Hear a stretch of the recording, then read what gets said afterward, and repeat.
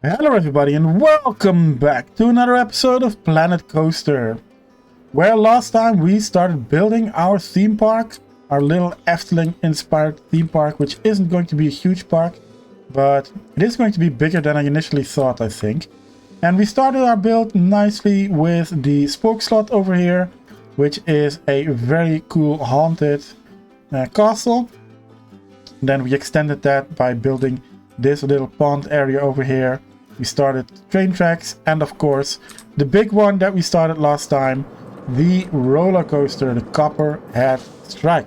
Now I'm going to keep this introduction short because nothing has changed since the ending of the last video. That is where this video is going to come in. I'm going to be building in this park again today, and I'm going to keep you updated about the progress. So today we are going to focus mainly on the roller coaster. I think we're going to start by building some supports. As you can see, there is already one support. This is a one generated by the coaster itself. I don't think there is anything wrong with it per se. It looks okay-ish. I think we're going to be building same types of supports for the coaster, mainly because they look good. But yeah, I think the game generates too many supports too close together. Even though these types of coasters tend to have quite a lot of supports, sometimes the supports, it's a real, mess of supports vying for place, especially if the coaster is a little bit more compact like this one. But we are going to space them out a little bit more. I'm going to maybe do something fun with the loop, and then we are going to start the theming. We're going to start the station building. I think this over here is an excellent location for a queue, and then not quite sure how we're going to fit it all in here. Obviously this path you see right here, I just connected it to the entrance of the park so that I could test if people would come in, use the facilities, use the tunnel, stuff like that. But now the park is closed again because we continue building the park, and it will open once we are ready to open it. So that is the plan for today. As I said, I'll keep it short. Nothing has changed since the end of last episode. So let me get to building, and we'll see you all in the next update. Alright, here we are with the first update of this episode. And it's immediately a very, very big update. We are here at the front of Spoke Slot, which we built last episode. And the first thing that you probably see is on our left, where the roller coaster is. There's now a big wall separating this area from the area of the roller coaster. We're going to see in a minute why that wall is here. But firstly, I want to take you all on a little tour of the new area in first person cam. We are here in Tangent cam. So if we walk up here towards the spoke slot, we see on the left, we see our new coaster. And even from a little distance, it looks absolutely beautiful. So if you take a quick look here on the plaza in front of the roller coaster, we can see that the station building is done. The Copperhead Strike logo is prominently displayed in front of the station building. Plenty of room for people over here to stand around and wait for others of their group who went into the coaster if they don't want to. Then over here we have the entrance to the queue. Obviously this person is telling us we can't enter the queue because it is still testing, but we have special access. And then we get in the queue over here. We have this nice wooden fencing, these canopies on top to shade us from the sun. And then we have this little cattle pen like queue, lots of nature, lots of tropical plants, because this is a very warm tropical area. As I said, Piranha is the inspiration for this attraction, and Piranha is South American themed. So, lots of desert, lots of heat. So we need lots of shade. And if you come here to the back of the queue, we can see we are right next to the lift hill. If we walk a little further, we can watch straight into the station building. We can see everybody coming along right up here, getting hoisted into the air. And yeah, continuing on this, lots of green, lots of plants, lots of tropical plants, lots of palm trees, these ferns, these cactuses, stuff like that. We still have an archer over here to make sure the scale is alright, and then we come inside the station building, lots of art on the walls. Then we still have a little bit of a cattle pen to go through. And then we are here at the entrance of the coaster. Now we'll do an on-ride in a little bit. I just want to continue on to the exit right now. Don't mind that attraction over there. We'll talk about that in a minute. And this is the exit path of the coaster. Again, lots of green stuff on the side. Don't mind that attraction. And then when we round the corner over here, then we have the photo booth, where you can see what kind of picture was taken while you were on the coaster. Obviously, I haven't taken any screenshots in-game yet, but I will do that at a later stage and import the photos. But for now, we have a couple of pictures, a couple of default pictures from the Planet Coaster game. So if you want to buy a picture, you can see how your picture turned out. You can order it over here, and then once you've ordered it, you go to here, you go to pay, they print it for you, and while you are here, you can get a gift back at the same place as well. And then we're going to walk around here alongside the queue again, and we end up over here on the same plaza as the entrance. Excellent. And then one thing I still want to show you is over here. We have the end of the coaster. It's also themed very heavily. Again, lots of green stuff, lots of cactuses, lots of palm trees. Coaster coming into the station over here. This part of the road already themed. Don't look at that attraction. We're still not there yet. Excellent. So if we go out of Tangent Cam, jumping out of Tangent Cam, we can take a better look at the station over here. Now the station itself isn't anything, you know, it's nothing special. We have a toilet block over here with a door in front of it. So if you take a look over here, we have a toilet. So people who are on this plaza and are waiting, they can use the toilet. We of course have the logo, which is prominently displayed on the front of the building. And the building itself, it was designed to be as small as possible. It was designed to be as tight as possible.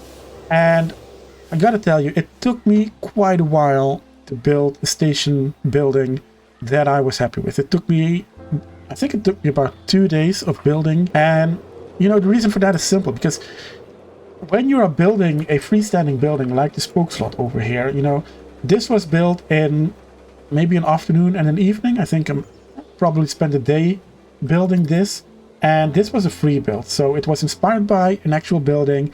But if I was like, you know, this corner doesn't work, this is too small, this is too big, you could easily change it, no consequences whatsoever.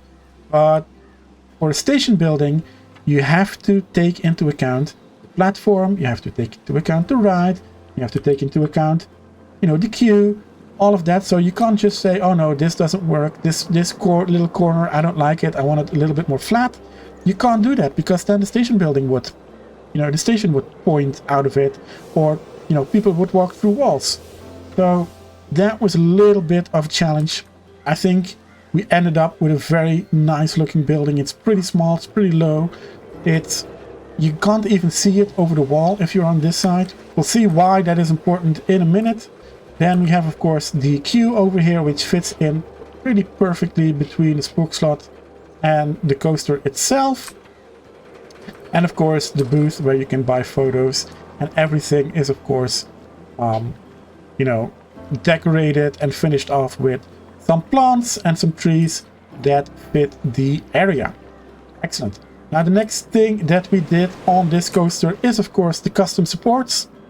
We have 3 of these custom supports on the lift hill, and the 3 of those hold up the entire lift hill, and they are pretty heavy duty. And then for the rest of the coaster, we have these types of supports, which is basically the same as the default support that the game would generate for a coaster of this type, only they are spaced much further apart and on more logical places. So as down here, where the G-forces and the forces on the coaster would be the greatest at the lowest point. So it's only natural to have a support structure over here. And then for the loop, I built a couple of bigger supports. They look pretty awesome. They look like what the supports for this coaster type would look like in real life for a loop. But that is nice. And then, of course, at the back over here, we have supports as well. Now, the big elephant in the room. This is the log flume. And I told you guys in the last episode that I wanted to try and get a log flume in here to reduce the footprint of just one coaster being as big as this.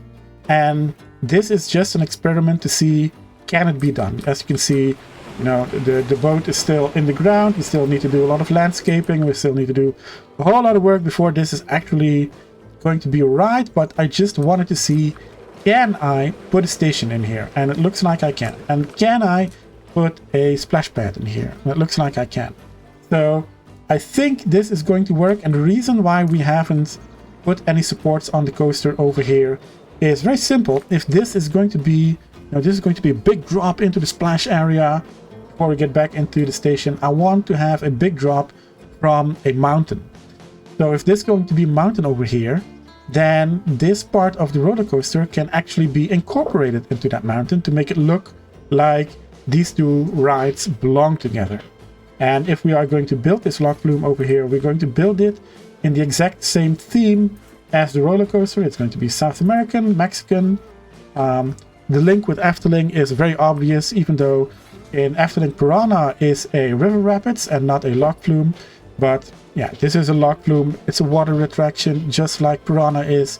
It will be themed in the same way like Piranha is. So yeah, that is the link with Efteling. It's going to be the same theme as the roller coaster over here. So this is going to be a little themed area. And if we do that over here, we'll probably add a restaurant or something in the same theme as well. A Maxilente, something like that over here. Not quite sure about that yet, but that is, you know, what it is going to be. I think it fits very, very nicely over here. So I think the log flume is going to happen. Going to be the next update probably. But for now, I want to show you what the coaster looks like with all the sports and the theming that we have for now. It does have music at the moment, so sit back, relax, and enjoy the ride.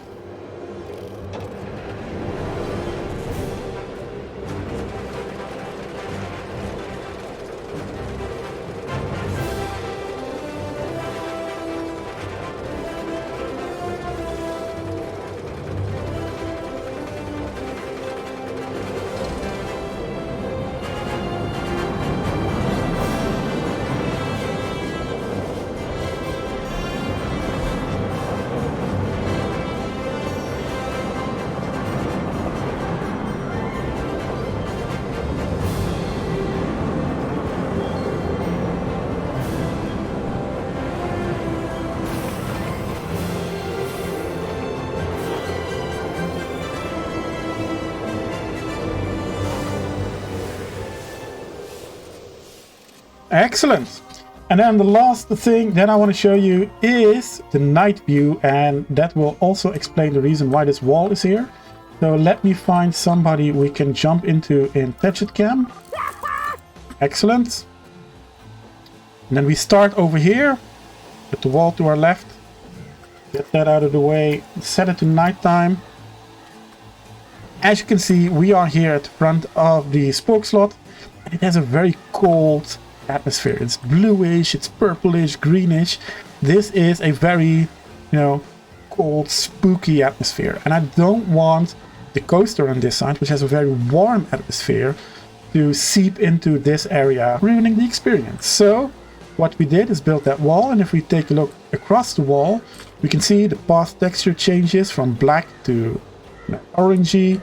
The lights change from square and cold to round and warm. The trees change from deciduous to tropical.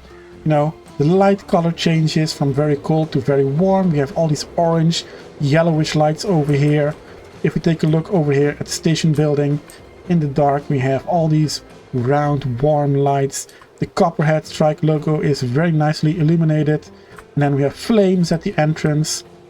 The queue has all these orangey, yellowish lights, very nice. And then the coaster itself is purple, and there's a reason for that. So the reason why the coaster itself is lit up purple, we can see it a little bit better when we look over here at the lift hill from this angle.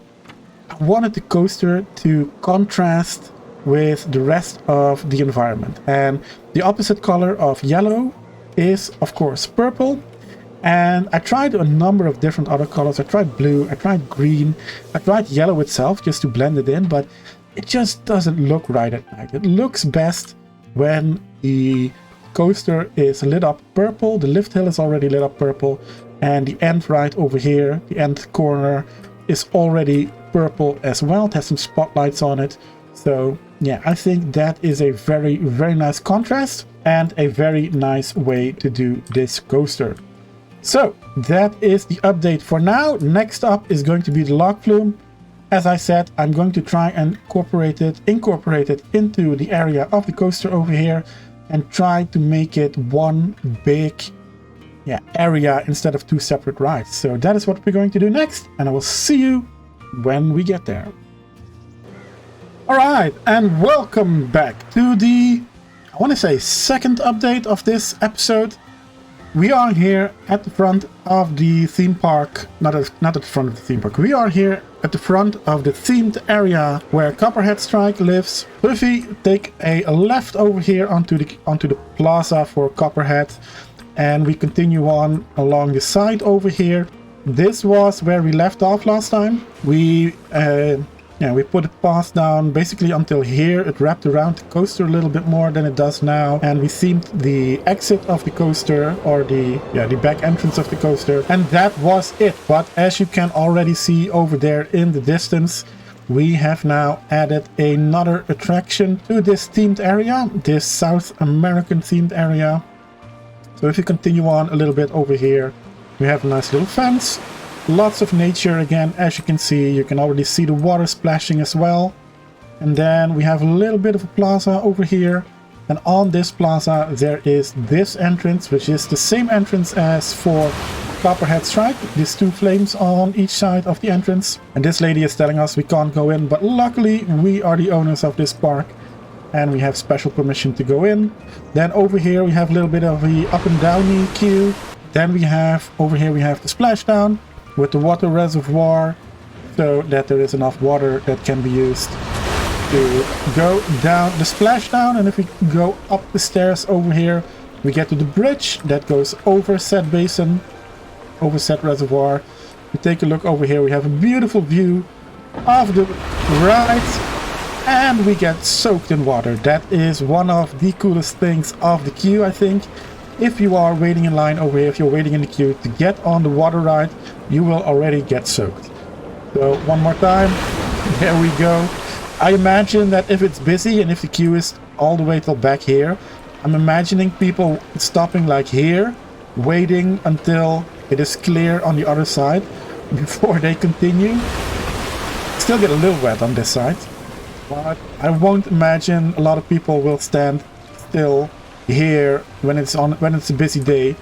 So yeah, excellent. Then we go further, then we go down over here, then we have another one of these up and downy queues, and once we get over here we get to the station building, and as you can see it is a tiny station building. I kept it as small as possible. I built it in the same style as the roller coaster, so we're still South American.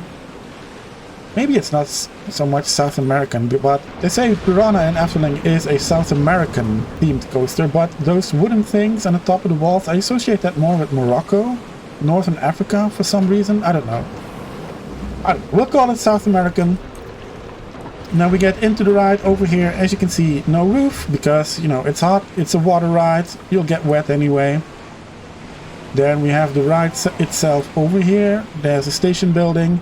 The station building itself is also only half a station building. Isn't the roof on it. And we'll do an on-ride later. And then when we get on the other side, the exit of the queue, we exit on the same path as the exit of the roller coaster. So we're back over here. Here we have the photo booth where you can order your rides, your on-rides. This is going to be a photo booth for both the roller coaster and the log flume. And then if we follow the path, we are back at the front at the plaza at Copperhead Strike. And if we take another turn over here, then we are back at the entrance of the log flume. Now, as you can see, there is one very important thing missing, and that one thing is a sign. There is no sign, no logo, no nothing that tells you that this is the entrance to the log flume. And the reason for that is because I don't have a name yet for the log flume. I wanted to name it Piranha after the piranha in Efteling, but the piranha in Efteling is a wild water rapids, not a log flume. And you know, a piranha is like a vicious fish. It's like, you know, dangerous. It's a dangerous fish. Wild water rapids are dangerous, so you know that name kind of makes sense. The log flume isn't that dangerous. Yes, there is a big drop, but other than that, it's just meandering around nature. So I don't think piranha is that good of a name. So don't have a name yet, and because we don't have a name yet, I don't have a sign yet. When I think of a name, I will make the sign. I will put it right here in this spot over here so that everybody knows this is the entrance to the log flume. But for now, no name yet. Right, if we then get out of Tedget Cam and we zoom out a little, then we can see the entire themed area over here. Lots of nature, as you can see. The station buildings really blend in with each other and with their surroundings, so that is nice. And yeah, I'm really happy with how this little area turned out. I don't think we are quite ready with this area, but we are ready with it for now. We have these two little plazas over here, and in this space between, I think we are going to be putting some sort of restaurant, probably a Mexican restaurant. Not quite sure yet how that'll look, but I'm a little bit sick and tired of this theme for now. So next update, we are going to be building on something else. I also do want to add a flat ride on this side in this themed area somewhere. Not quite sure where, not quite sure which flat ride, but that is something I want to do as well.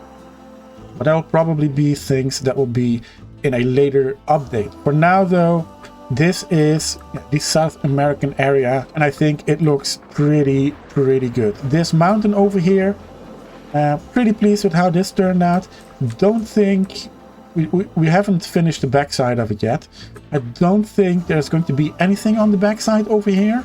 That's the reason why I hadn't finished it. I was not sure if there was going to be something over here, but we are pretty close to the edge of the park over here, so I don't think there will be anything on the backside of it. I think this mountain is a nice natural end to this side of the park, but nothing on the back over here. This will be the end of this side of the park. I am planning on doing a railroad tunnel inside the mountain though, so it goes from this side of the mountain and comes out over here somewhere. But yeah, that is something that we will do in a later episode as well. For now, I want to show you, of course, the night view. I have been pretty busy with my lighting. Most of the coaster is lit by now. We have all the paths, all the queues are lit, all the station buildings are lit, and I even put a whole lot of lighting on the water drop and on the water tank over here so that it looks nice and blue. For some reason, water in Planet Coaster, when it's dark, it's black. Like some other textures, so I really try to make it as blue as possible in the dark, so it's nice and watery looking. And if we take a zoomed out look, like from over here, this would be a great thumbnail, by the way. Yeah, we can see that the coaster is lit up mostly purple, the drop is lit purple, the looping is lit, this switchback is lit, the log flume is blue, plenty of orange and warm light throughout the area for the queues and the path. So yeah, very well, very pleased with how this all turned out. So I'm going to leave you all with an on-ride of the log flume. We are going to do an on-ride in daylight, and I will see you all in the next update.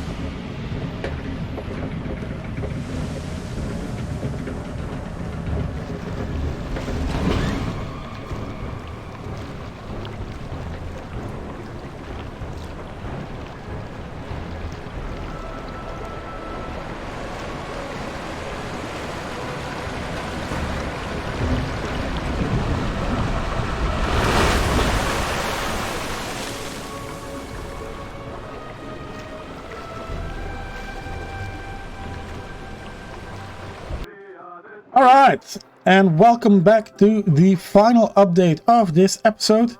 We are here at the back of Spook Slot, and it looks like one of our janitors is stuck in place, but we will fix that at a later date. We are here at the back of Spook Slot, and if we take a walk over here, across the railroad, we can already see there's a fence on that side that wasn't there before.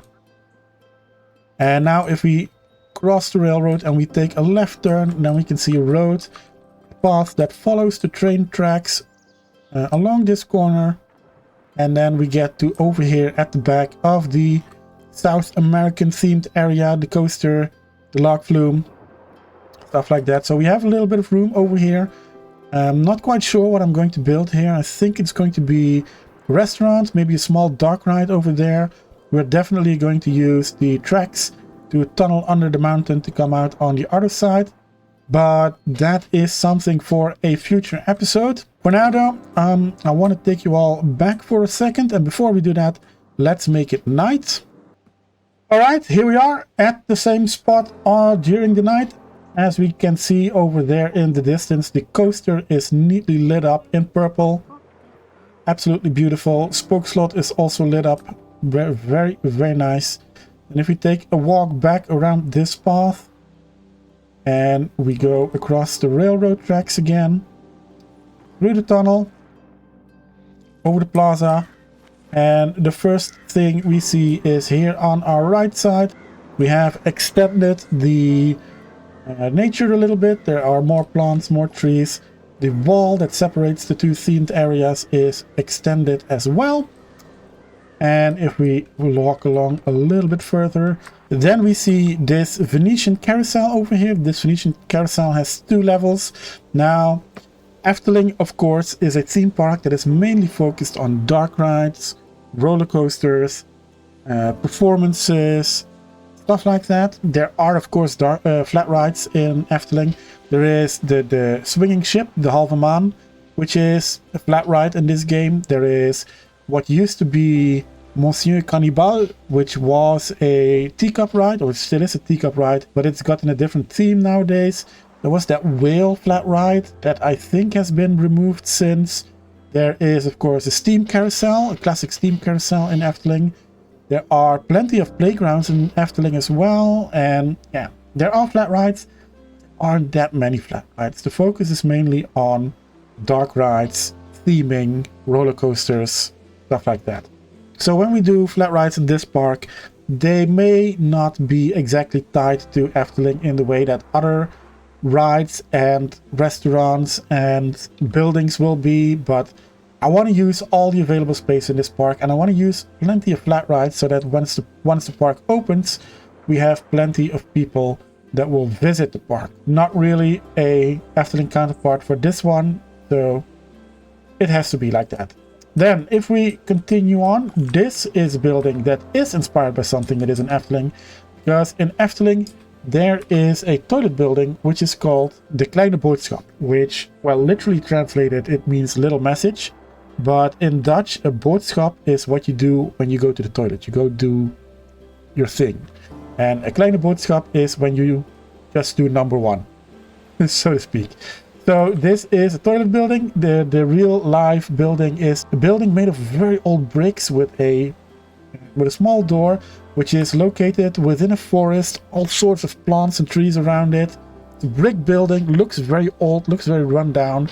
So that is what I tried to build with this one, a brick building in the middle of the forest, surrounded by trees, surrounded by plants. And there is an actual toilet block in this building, though I didn't do anything else on the inside. I don't want to waste parts for something we won't see anyway. I just put the toilet block in there so that people actually walk in there. And then if we walk around a little bit further, we can see the beginnings of a path down here. This path is going to be the secondary entry into the South American themed area. But if we walk back like this across here, we can see the Spook Slot, beautifully lit at night. And we take a left turn over here into this themed area. The first thing we notice is to our left over here, there are new trees, there are new plants. This part of the themed area is done as well. Nothing changed on the roller coaster side or the log flume side. We have another one of these stuck in place, of course. And then on this side, we have another flat ride. This one is the Insanity.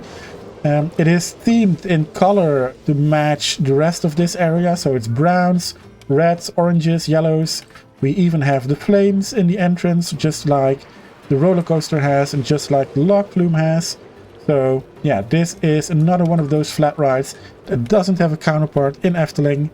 But, you know, I want to fill up the space. I want to make sure this park is the best park we can build in Planet Coaster, inspired by Efteling.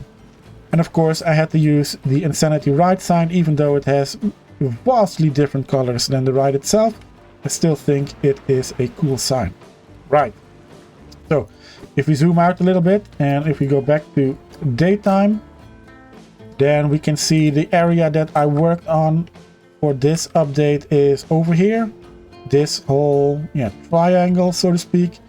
And as we can see, this area, this theming over here, and this theming over here, those two feel very different. This is very warm, this is very cold, and the reason we are able to do that is because of this wall that has white and greenish colors on this side, beige, brownish colors on this side. So yeah, I'm really happy with this wall that we put in place here. It means that we can build two different themes very close together, and overall it just helps with the general atmosphere of this park.